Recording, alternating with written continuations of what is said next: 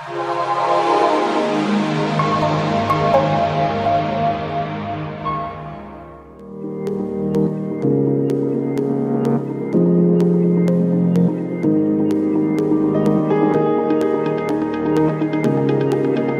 vivons dans un monde chaotique parce que les grandes puissances ne parviennent pas à s'entendre sur la gestion d'une sécurité collective.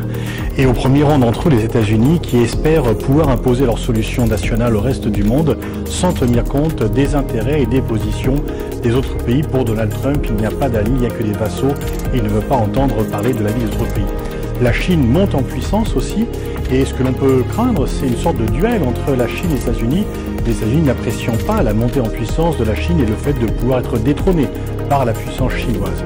Et puis la Russie veut également éviter, réparer les humiliations des années 90. C'est une politique beaucoup plus affirmée, même si en fait la puissance russe est limitée par la taille relativement réduite de l'économie russe.